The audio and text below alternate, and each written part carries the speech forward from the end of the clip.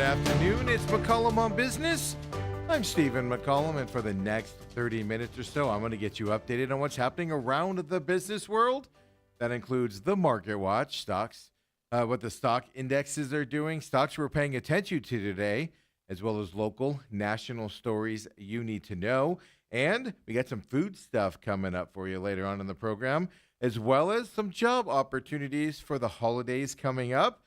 Starting to see those come out a little bit here, and we'll keep you informed as we get closer to that time frame, as we see some of those part-time jobs happening with the holidays here. And of course, we're keeping a very close eye on Apple's announcements here today as well. So let's get it all started with that Market Watch. Just nothing's happening. S&P 500's little change. NASDAQ's down from that record level. You know, a lot of economic uncertainty out there today based off of the revision of the non-farm payrolls data, which will be our top story here coming up. We're just existing today here on the market. The Dow Jones is up 181 points right now, 45,719. S&P 500's up to 9 points to 6508. The Nasdaq's up 39 points to 21,838. The small cap index, that Russell 2K, the only one in terms of the indexes that's down today, 18 points down for it, 2382. And then as you see, Bitcoin just stuck in this 110, 111, 112,000 range. Technically down about 1,000 points today, but it's at 111,025 for Bitcoin here. And it'll be interesting to see as we get these reports coming out. Does Bitcoin go on a run, especially when interest rates get cut later on this month by the Fed? If that does happen, the predictions is it will big that be when Bitcoin rises again, because it's just at this level here for a while now. Stocks that we are paying attention to, well, we're going to look at Dell Technologies, the computer, right? The server, server company, right? All of that stuff. Forgot what they did there for a second. Down today, 1.80%. They said their chief financial officer, her name is Yvonne McGill, well, she's going to resign from the company effective today. That's how fast it's happening, folks. David Kennedy, who's currently the Senior Vice President of Global Business Operations and Finance, he was named the interim CFO. So big change here for Dell. Unexpected big change for Dell. They're down 1.79% here today for them. And then next up, let's look at United Health. We're getting back into enrollment time, of course, for benefits, et cetera, here for the 2026 year. You and your company will be dealing with that coming up. Of course, the exchange will be happening here soon as well. Well, United Health is up partly because of that reason. 9.53% up here for United Health. They said in a regulatory filing that they're expecting most members will be enrolled in highly rated Medicare insurance plans next year. That basically means not those low-tier Medicare plans, but these highly rated ones, which means bigger premiums and highly rated here for United Health. That's good news for them. 9.44% up here for United Health. And then we gave you a preview of this yesterday, but right now Apple's doing its updates and their presentation on their new products coming out here in the next month or two. That's Apple we're going to look at as well. They're down today. They dipped before the presentation started, and they're just kind of hovering there as well. You see the big spike in the middle, and then back down again, but 0.50% down. That's currently where they're at while the presentation is going on as well. This is where the presentations where Apple does several new products to be announced, software updates, what they're moving towards, etc. Big deal in Apple world because, obviously price increases and stuff like that affects, obviously how much money they make, investor concerns and things like that. Later on, and we'll talk about that story here coming up with that live update. But first, I want to give you that non-farm payrolls data revision that is out there. And annual provisions for those non-farm payroll data, not good, folks. Yeah, so this is for the year prior all the way to March of 2025. They always revise it about this time of year for that time period. but it now shows a drop of 911,000 from the initial estimates. Yes, so another 911,000 down from what they originally thought it was. This is a preliminary report from the Bureau of Labor Statistics. Well, the total revision, it was on the high end of those Wall Street expectations. The expectations on Wall Street basically range from a low of about 600,000 and up to as many as a million in terms of those revision numbers. So obviously, a 911,000, the higher end. The revisions were more than 50% higher than last year's adjustment. It's the largest on record, going back to 2002. On a monthly basis, they suggest average job growth of 76,000 less than what they initially reported over the last year up until March as well. Keep in mind, the Bureau of Labor Statistics, their head of that was blown out, removed from their duties and a new one in now. This is a big reporting from that side. Keep in mind, last year to March wasn't all President Trump in it at that time, if you get where I'm headed at there, in terms of relieving the person of those statistic numbers and what excuse they gave of firing them in that position. Well, these numbers are adjusted from data in the quarterly census and reflect data updated and the information from business openings and closings that have happened. They add to evidence that the employment picture here in the U.S. is continuing to weaken. And it's actually weaker than initially thought, is what it's telling us now. So, as I said, last year through March, that means most of the time span for this report was before President Trump took office. So that means the jobs picture was deteriorating long before he got into office, the tariffs, and all the moves he made there in January 20th. As well. And that's a big number difference at the end of the Biden administration out there. So these revisions, well, they're not, you don't look at them basically, these revisions, as a reflection of current conditions because they go back a full year, right? So all of last year through March. But recent months data, that's where we look toward the soft labor market as well. So all we're being told today is the market was softer last year through March than we knew it was, or we were told it was out there, right? If you don't remember, well, the summer months here, June, July, and August, well, the average payroll growth was just 29,000 per month.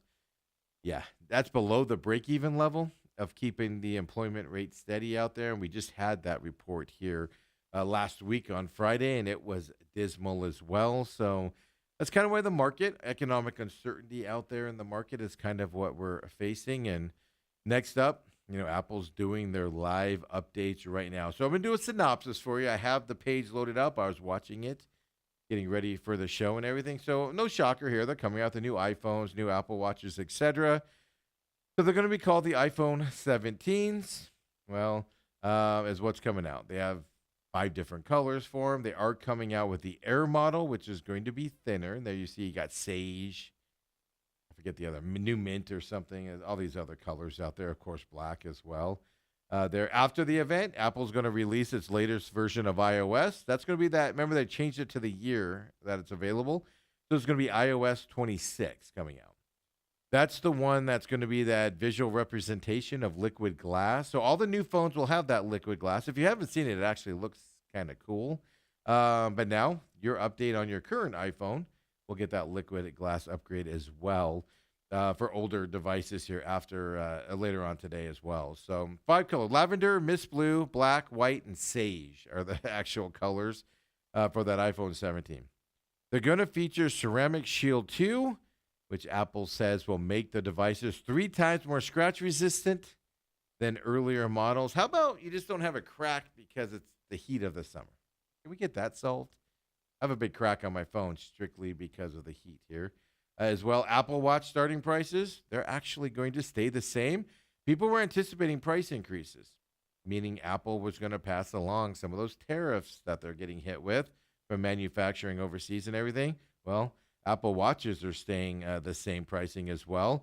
So it's going to be Series 11 Apple Watches. They did not raise the starting prices for any of the models out there. The low-end watch, that Apple Watch SE3, still starts at that $249. The Apple Watch Series 11 starts at the $399 as well, which is the same as the series before it. And then the Apple Watch Ultra 3 sells for $799 up. Again, also unchanged from that side there. So here's the other side. Apple updated their most expensive Apple Watch that we just talked about, right? The Ultra 3. They are updating it, but last year they did no improvements and just came out with a new one. So this year you're actually going to get some minor improvements as well. Last year they only gave it a black color. Other than that, you got everything you got the year before as well. So this is that Apple Watch Ultra 3 we're talking about. So has improved its display, satellite connectivity, 5G coverage for it as well. That's the 799 one out there. For those of you, if you're looking at that Apple Watch series as well. So the Apple Watch 11 series, they're touting it as the thinnest and most comfortable watch yet made by them. Notice the term thin, right? Because we've talked about the Apple Air coming out on the phone side. And thin is the model here for Apple and what they're coming out with as well. So, the Apple 11 watch will have 24-hour battery life now. So, you don't have to plug it in as much. How long do they last before? I've never had an Apple Watch. Before, I was a Fitbit guy, back when Fitbits were a thing before Google bought them and everything. And I never was an Apple Watch guy. How long did they last before is kind of my question. In terms of the phones out there, Apple's new iPhone Pro models are going to go back to aluminum instead of that glass side of it. iPhone 17 Air is going to have an all-day battery life to it because obviously it's shrinking into a thinner phone. A lot of questions on now you're going with the smaller battery. What's the life of it, etc. There. So Apple was short on specifics here, but on that iPhone Air. But they said despite being much thinner and lighter, the iPhone Air still gets amazing all-day battery life, is what they said. That's pretty much all they talked about it, right? So that's all they talked about on those phones there as well. Apple says it's updated the GPUs in its chips for the artificial intelligence side of things. So the new chip will be in the iPhone Air and Pro models. It's called the A19 Pro for you guys out there and gals that like this information. Several improvements that'll help out the artificial intelligence specifically, they announced. It's a second-generation caching architecture. It helps to double its ability to do math. It also adds parts called machine learning accelerators into its GPUs as well. So short, long words and stuff to basically say your artificial intelligence applications will be better, basically, is what it's saying at that point as well. Upgraded camera on the iPhone 17 as well, coming your way. 12 megapixels on the telephoto. 48 megapixels on the Fusion main camera there on your iPhone 17s as well. So, yeah. The company, by the way, said, I saw this stat, Apple said iPhone users took over 500 billion selfies last year. Yeah. So they obviously focused toward that selfie market and everything based on that. But 48 megapixel dual fusion camera system. Yeah. 4 times the resolution compared to the iPhone 16 to give you an idea of what Apple is saying out there. Like I said, the Air is super thin and light for the iPhone. Hopefully it's not made out of glass because a lot of people are going to break them, right, coming out as well. So the newest phone design, the new phone design is the first one in a long time. Actually, since the iPhone X came out, the iPhone 10 was introduced back in 2017. Titanium frame as well. Apple says it's 5.6 millimeters thick and comes in white, gold, black, and sky blue colors, according to the slide I see here as well. So it is more durable than the previous iPhones.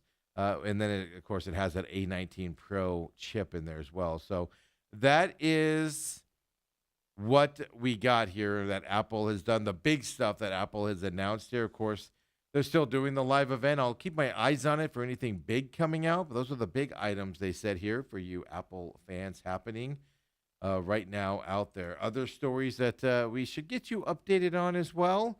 Well, Starbucks CEO. Remember Brian Nichol? Yeah, he's a year into the job there at Starbucks. It seemed like just yesterday. But he does say that Starbucks is ahead of schedule. That was his wording, by the way, in its turnaround. Obviously, got a long way to go, but he is betting on the aggressive redesign, enhanced rewards programs, and that array of new foods and beverage items to drive momentum and reverse the decline that Starbucks is having with their traffic side of things. So he came out with this yesterday, and yesterday was the 1 year, by the way, since he took over there. Remember, he helped Taco Bell turn around, he helped Chipotle get through all their issues that they have and grew them into a company before, of course, going to Starbucks. And he was Starbucks' third CEO in 2 years, and the previous Starbucks CEOs had really taken that company from behemoth down into just an average company at them. So Starbucks stores in the U.S., they've continued to see that decline in store visits. And there's a lot of broad environmental factors out there, right? Consumers are more mindful of where they spend money, how they spend money, when they spend money, and everything. And they're blaming that on the decline. But Dutch Bros and the competitors of Starbucks are actually seeing record sales and record growth and new store improvements from there as well. So, but the CEO did emphasize his confidence in the company's moves and the trajectory that it's headed down as well. He noted several initiatives that have been rolled out faster than he initially expected they would be rolled out. So the new protein menu came out faster than they expected. It's coming out the end of September. The Green Apron service model is also coming out faster than they expected to get it out there. That service model actually leverages those tools, like the Smart Queue. That's going to sequence orders across mobile pickup. Basically, Starbucks has a big issue with mobile pickups out there. Place your order, you show up, and it's not ready. You have to sit and wait a long time, etc. And they blame those mobile pickups for the slowdown in the drive-thru and also in the cafe as well. So now they're doing this, the Green Apron service model, which is going to leverage basically those three areas, right? Mobile pickup, drive-thru, and cafe. So they're not competing with each other. So if you place a mobile order, you're not affecting inside the store as well. So wait times for customers should be less if that works out. That's coming out quicker than they expected it to, and all that. And it's all part of that new store model that he came out with recently. And he said, the CEO said 80% of Starbucks drinks are now ready in under 4 minutes. He noted that as a substantial improvement from the 60% under 4 minutes that was done before this rollout is happening and the testing has all happened. Mobile orders, they're now surpassing 95% within that 4-minute benchmark that they are ready as well. And that was a goal that he had set as soon as he took the helm. He said he wants those mobile orders 95% or higher, and they've hit that number already as well. So interesting enough, no shocker, right? The CEO didn't mention whether the Starbucks might lower or adjust prices in the near future. Yeah, they're not lowering them, folks, right? Mm-hmm. He said Starbucks is focused on boosting its value proposition for customers, which means they're going to give you value and keep the prices high. That's a code word there. The company's value, is what he said, lies in the high-quality coffee with a distinctive coffee house experience. That's how they're going to keep the price. And that's how Starbucks was built. They were never the cheap coffee, but you went there for the experience, et cetera, et cetera. Interesting enough, on a side note, stopped at McDonald's this morning. The value meal. I ordered the same thing I order normally during the week. I switch change on my order, but I got a normal order. Then in the past was $14. Today, $10. Value meal pricing was out there, right? The number 2 that I get was only $5 instead of $7.29 or whatever it was when I was there last week. So McDonald's also has it out there. Starbucks going to give you the value and keep the prices high. McDonald's lowering those prices out there. So there you go. Starbucks, though, having some progress there in their turnarounds, if you're a Starbucks fan. But they have that increased competition hitting them as well. And I must have missed this news. I know I saw it, but just forgot about it, right? Because we're not even here coming up on the LA Olympics here next year. But organizers of the Salt Lake City 2034 Winter Games, 2034 Winter Games, Salt Lake City. Well, they announced a fundraising effort on Monday, and they said it's the largest philanthropic campaign support a host city in Olympic and Paralympic history. Don't forget, if you host the Olympics, you also have to host the Paralympics as well after the Olympic Games does wrap up. So they called it Podium 34, this fundraising initiative. It's raised more than $200 million. It'll fund community engagement programs surrounding those 2034 Winter Games. It does cover roughly a tenth of the $2.84 billion operating budget that the organizers are projecting for those 2034 Winter Olympics. Olympics have gotten expensive. This announcement does help ease the worries of Olympic officials. They had been openly questioning whether the state of Utah could meet its fundraising goals just a few years after the U.S. hosts other major global sporting events. We got the World Cup coming up. You got L.A. Summer Olympics coming up, of course, in the next few years. And now this is 2034, but obviously, can you get the funding as they continue to grow out there? If you don't remember, the International Olympic Committee awarded Salt Lake City the 2034 Winter Olympics and Paralympics in July of 2024. So that's the second games there in Utah. They hosted it back in 2002 as well. Utah's capital city there, Salt Lake City, is the only candidate for the 2034 after the Olympic Committee actually gave it exclusive negotiating rights to get the games as well. Climate change. High operational costs have reduced the number of cities that are willing and able to welcome the Winter Games. A lot of places, right, with a lot of snow, they're worried that they're not going to get snow based off of what they call climate change. And they're worried about that side of things. Interesting enough, where's this fundraising come from? Well, I found this out there. 9 of Utah's wealthiest families and foundations, they've pledged at least $20 million over the next 9 years. They were named founding captains of the project. Organizers say the donations will help support efforts focused on education, youth sports, mental health, the arts and the cultures, and other programs that capture the spirit of the Olympic Games. They hope to raise $300 million from that project just by itself. And this is an interesting thing here, right? Because they're fundraising for 2034. And the LA Games are coming up next year, the Summer Olympics. So does that contrast when you're fighting over that? Well, the Utah's organizing committee for the Olympics, they're required by contract to wait until after the 2028 Olympics in Los Angeles. Oh, I'm sorry. We're still 3 years away. I thought it was next summer. 2028 Olympics in Los Angeles. They have to wait till after that Olympics to bring in other sources of revenue there. So they're not fighting, of course, with the LA Games in terms of bringing revenue in. So they're getting some funding, but they got to wait a few years to open it up to the other funding out there. And folks, when we come back here, I'm keeping my eye on that Apple Live update and what's happening with that. Well, Apple shares, we showed you earlier, were down 0.5%. They're down about 1.5% right now as the event is now over. I guarantee you investors are disappointed in the AI side of things. They're going to be happy with the Apple Air because they're going to sell a lot of those. Yeah, they're probably also unhappy with no price increases, which would mean Apple's eating a lot of those tariff costs out there as well. However, Apple has raised the starting price of the iPhone Pro by $100. So we now see the iPhone 17 Pro Max is $1199, iPhone 17 Pro $1099. The price increase there, not on the watch. I'll look at this up and see now that the project is done, the presentation's done. Come on back, folks. McCollum on business.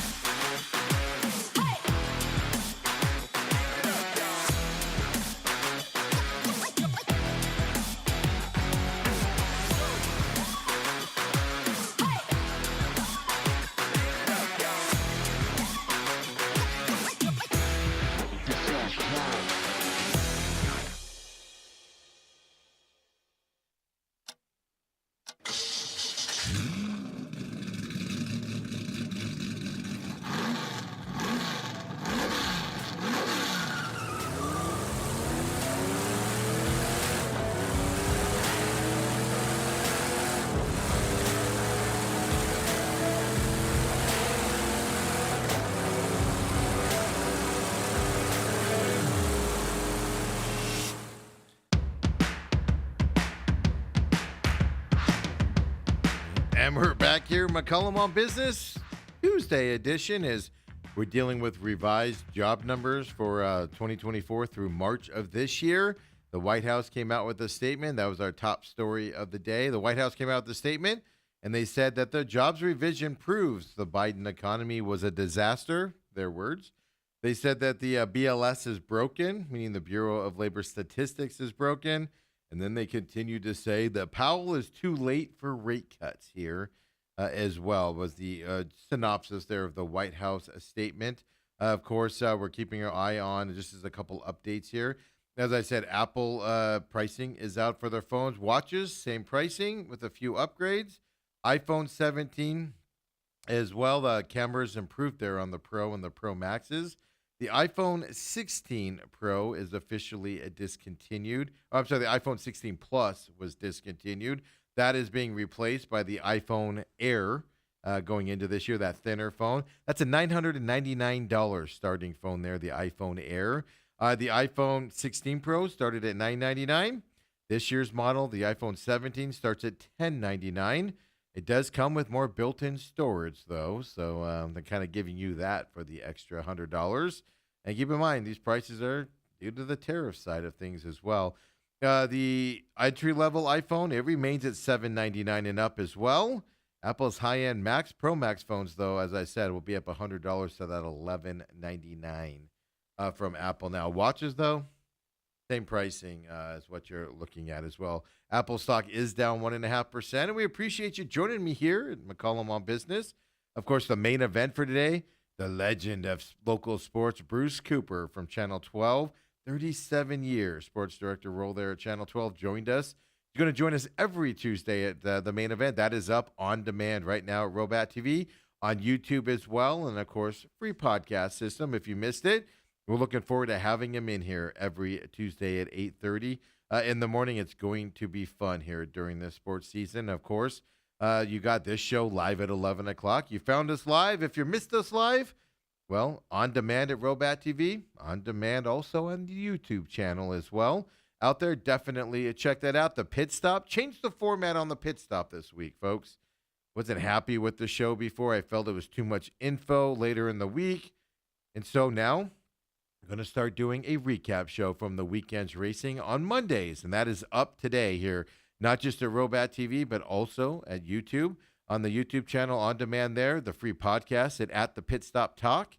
On Podbean is where you can find that free podcast, up, available now. This is just a recap of the weekend's racing. We'll do a look-ahead show, right, for this weekend's racing at Bristol, all three series racing this weekend. We'll still do that on Wednesdays here, looking ahead with all the news of the week as well. So join us here for the new double format, 2 different shows here on Racing Talk here as well with the Pit Stop. Check it out, YouTube page, Robat TV, of course, your favorite podcast system as well out there. And with all that, let's get right back into that Market Watch. Now that the Apple deal is done, I was kind of curious if we'd see some changes here. Obviously, we saw the Apple stock drop about a full point. It was a 0.5 during the presentation down. Now it's about 1.5 down right now.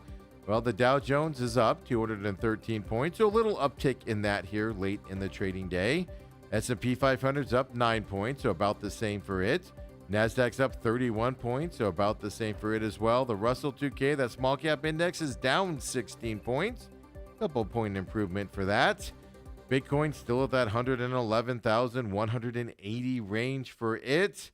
So not a lot of change, even with the thing. I think the economic uncertainty with these job numbers is just kind of just there. I don't know if investors are, drinking it off or what. But there we go, folks, right? We'll have to see if what happens tomorrow around that on Wednesday's edition. Stocks we're paying attention to right now, well, this will be our top story, but we're going to look at Fox Corp right now. You know them, right? Fox News, the Fox actually channel as well. Well, they're down 5.65% here today, right now for them. And it's all because of the announcement that the Murdoch family has resolved its succession battle between the Murdoch's kids and him, of course, and the succession plan. Lachlan Murdoch wins control of the company.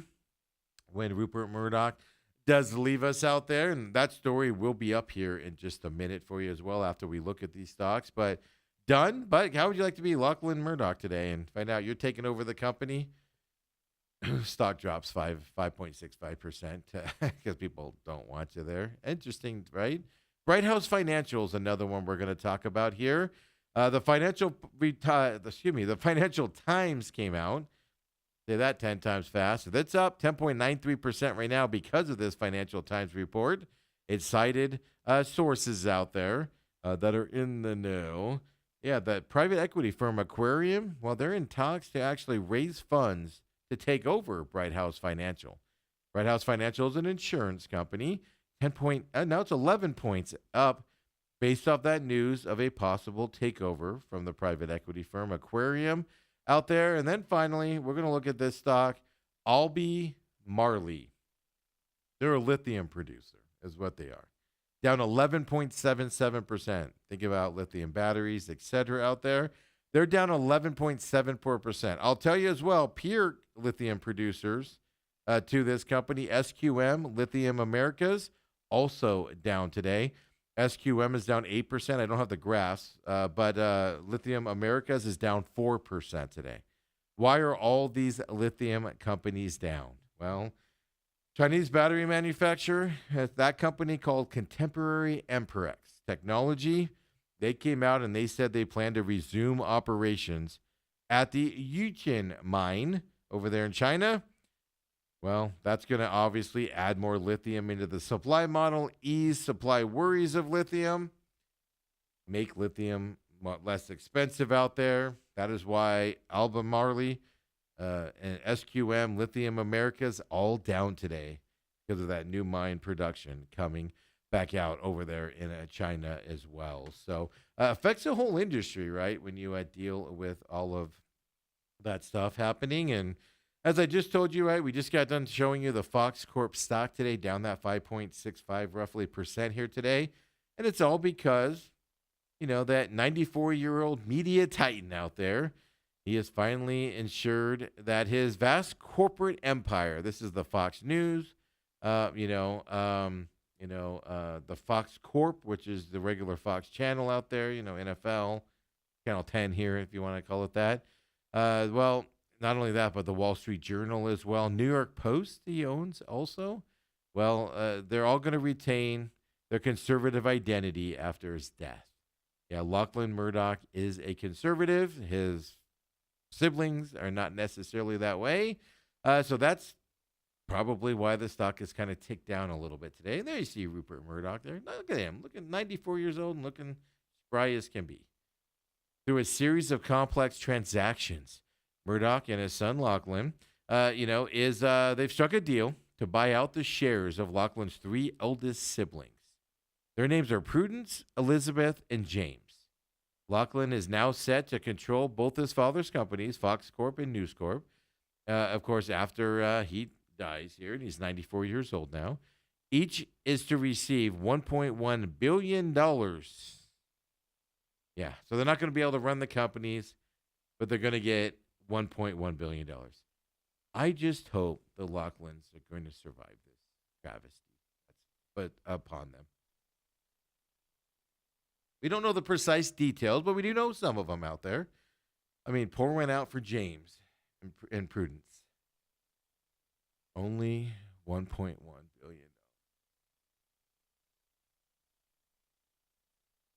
Poor kids. In recent years, James has become an increasingly outspoken critic of the direction of Fox News and those other media news outlets that Rupert Murdoch owns. Obviously the Wall Street Journal he's been of. News Corp's Australian papers he's been super critical as well. He particularly cited coverage of that, the U.S. Capitol things back in January of 2021 that went on.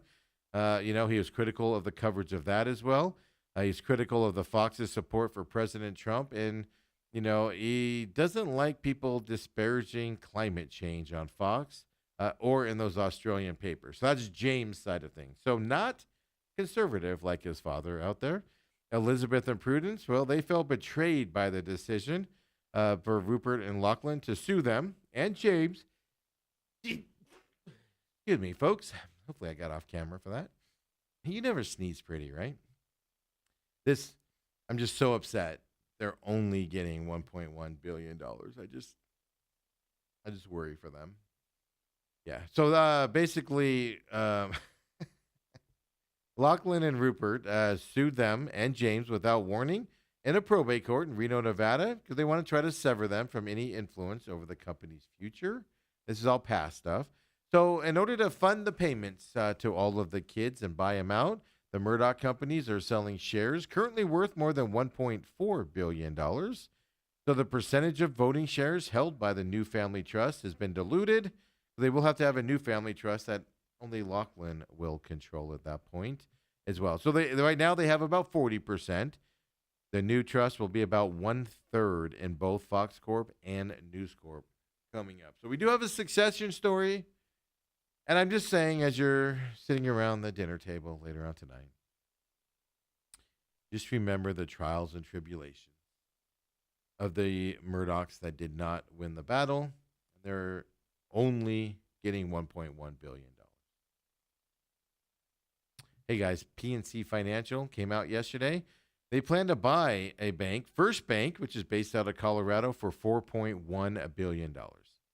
Why does that matter to us? Well, PNC is getting a substantial presence, not only in Colorado, but also in Arizona. First Bank is here, and they're getting more banks here as well. So First Bank, as I said, out of Colorado, it's been branded as a mid-sized bank. It operates 120 retail branches, $26.7 billion in assets. It's privately held, by the way, but we do know that the stockholders of First Bank, they own about 45.7% of shares. Well, they've already voted in favor of this merger with the Pittsburgh-based PNC Bank, or Pennsylvania-based PNC Bank as well. PMC has been on this acquisition streak lately.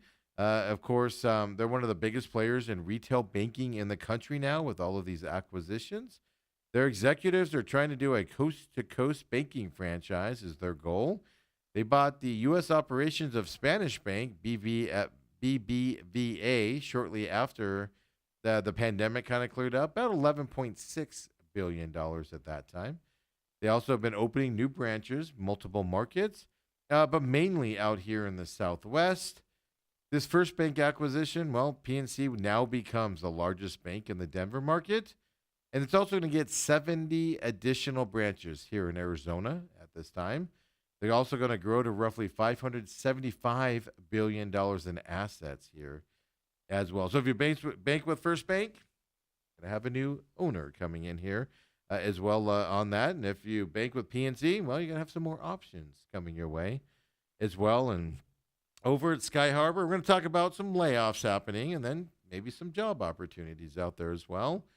But the major airline catering company over at Sky Harbor, it's called LSG Sky Chefs. You see their little trucks come out to the planes and lift up, and they put that gross chicken on there for you to eat on your flights. Yes.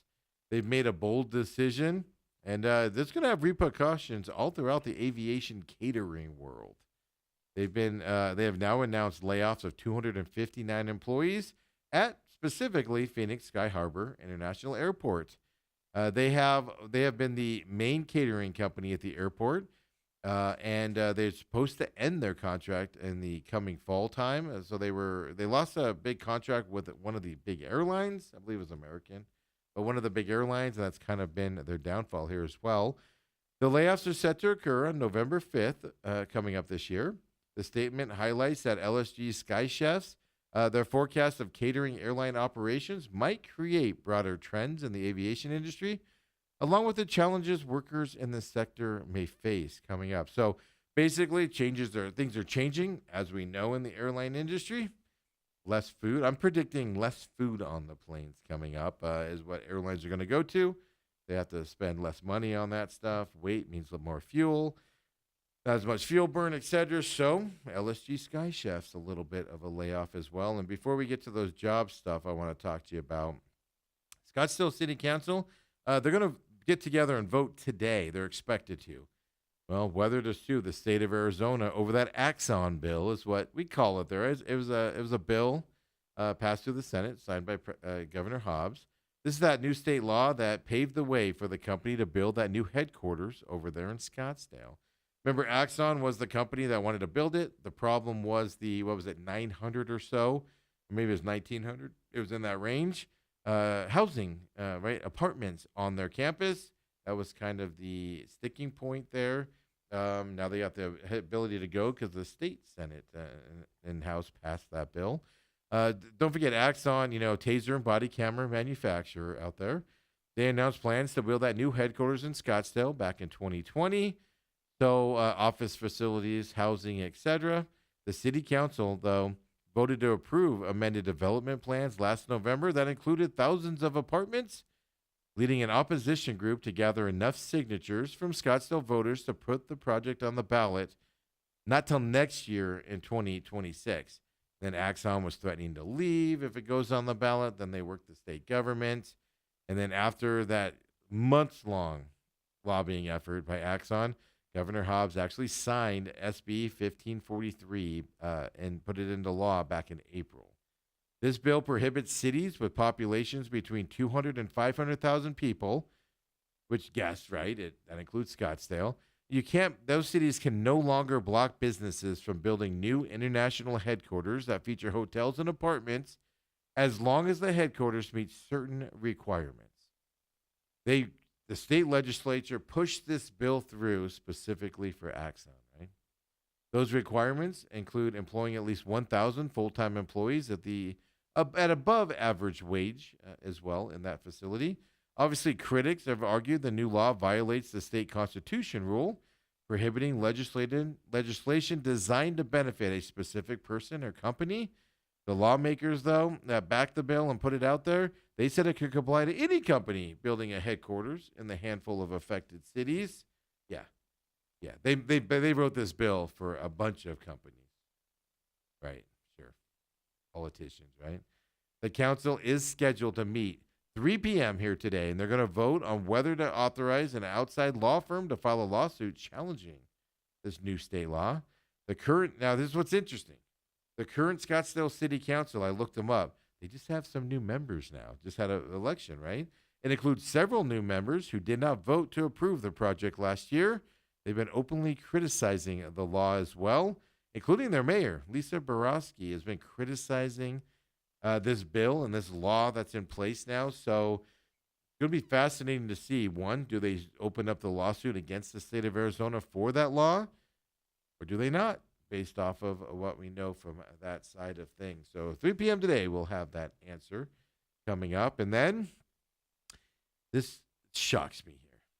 8,000 pounds, roughly, of unsafe meat has been seized from unpermitted food vendors in recent months, all from the Maricopa County Environmental Services out there. This crackdown that they're doing, it's also led to more than 100 complaint investigations in the valley. So here's what they say, quote, "It was a huge problem along what I call the I-17 corridor. The food itself was prepared in very unsanitary conditions." That's from Kate Brophy McGee. She's a Maricopa County supervisor out there. Arizona expanded to cottage food law last year. So basically, Arizona now allows the sale of certain homemade items, tamales, things like that, that require temperature control. But it's very limited on what you can do now and sell out of your home. The law actually went so far as to now bar owners, owners of food trucks, you're now barred, from cooking your products at home and then putting them in there. It has to be cooked at the facilities. 8,000 pounds of meat confiscated. Those are the best types of meals, man, from those vendors on the side of the road. Not going to lie to you. Yeah. Hey, Shake Shack making some moves here as well. Speaking of food, and I don't know if it's any better than those meat vendors, right? But Shake Shack has had a lot of recent success. They have that $10 Dubai chocolate pistachio shake we told you about here at McCollum on Business. Well, now they're launching their latest menu innovation today, folks. If you're down, I don't know where another Shake Shack is. I know there's one down there by the Santan Mall down there in the east side of town. So now they're featuring French onion flavors. I am not a French onion fan, but if you are, Well, Shake Shack's going to introduce the French onion menu. It's going to feature its new French onion soup burger. It's first on its app on September 9th, today, and then across all channels on September 12th, coming up now. There you see them on your screen. The burger is a made-to-order quarter-pounder beef patty topped with Gruyere cheese, caramelized onions, crispy sweet onions, and roasted garlic Parmesan or Ovioli. I'm sorry, folks. And a toasted potato bun. That's stuff I don't eat. It will also include the chain's first ever beer batted onion rings and Parmesan garlic fries. Parmesan garlic fries. Say that. Parmesan or Parmesan? So the Dubai Shake was a very big success there. But these menu items that the Shake Shack's doing, it's priced at a premium compared with the chain's other items. They're priced at $10.99. The Dubai Shake was the highest priced shake in the company's history, and it sold out immediately, and it sold out practically everywhere as well with that price point. The company is now mapping out 18 months of ideas for its menu. The premium limited time offerings will allow diners to select higher priced food.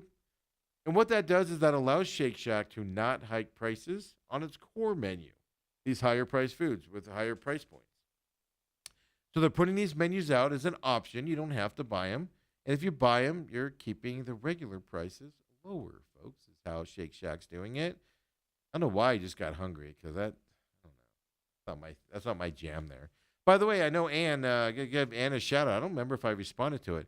She went out there to Zaxby's out there in Queen Creek and tried it, gave her review on Twitter, on X. I saw it and I was like, ooh, I got to get out there and try that. I'm going to have to try Shake Shack someday, too. I've never been inside of one, to be honest with you. I drive by it all the time out there in the East Valley. So Shake Shack and Zaxby's out there in Queen Creek are got to get on my list of where I need to go and get done.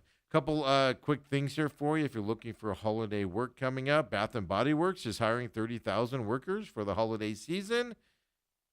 You know, that, of course, 30,000 workers across stores and distribution centers all throughout the United States. But these roles will include part-time retail, 2,000 full-time distribution jobs. There'll be a 40% discount perk involved with it. Career growth potential as well after the holidays comes up and things. Obviously, you know, the holiday season's peak time for all these retail brands out there. And Bath & Body Works is one of the best for the customer experience. I go in there with my daughter all the time and, you know, get my headaches from all the smells. So if you're interested in that or you know somebody that's looking, there's something you can do. There's another company out there. Now, this is a global logistics provider, Geodis, Geodis. They're planning to hire approximately 755 seasonal workers here in the Phoenix area. They're going to support an anticipated surge of demand during their peak season as well. So they're looking to enhance their operational capacities in its warehouse and distribution centers, all getting ready again for the holiday season. So seasonal employees will join the nearly 20,000 teammates in North America. And so they plan to hire that 4,600 seasonal workers this peak season as well, coming up on top of the 755 seasonal workers for them out there. So GEODIS as well. They do offer, this is interesting what they do as well. I was looking into this company a little bit because I'd never heard of them and things like that.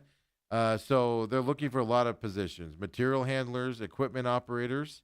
They have 11 campuses here in the U.S. and Canada, obviously one here in Phoenix as well. It provides a benefits package, including competitive wages, peak premium pay incentives, peak and referral bonuses. For financial flexibility, according to them, they offer an on-demand payment program that allows teammates to receive up to 50% of your paycheck before payday. They also allow for a range of flexible schedules for weekend opportunities and multiple daily shifts to accommodate diverse lifestyles. You have part-time, which is under 30 hours a week, or full-time, obviously over 30, as well for them. So I was just looking at their website. So I was like, what kind of company is this? So we have some companies starting to announce hiring coming up for the seasonal period here as we are. Gosh, it's September 9th, folks, and it's coming quickly here to us out there. So let me know if you try those new burgers. They're at Shake Shack as well, and looks like I'm hungry now. So I'm going to get out of here. We'll be back tomorrow. McCollum on business. Of course, don't forget the pit stop. The review from the weekend is up. It's about 40 minutes long. We'll have the look ahead here coming up tomorrow as well on demand. Don't forget the main event today. Bruce Cooper joined us. Fun time when he comes in. Every Tuesday coming up for the football season. He will be in here. We look forward to seeing you all tomorrow, folks. Wednesday's edition.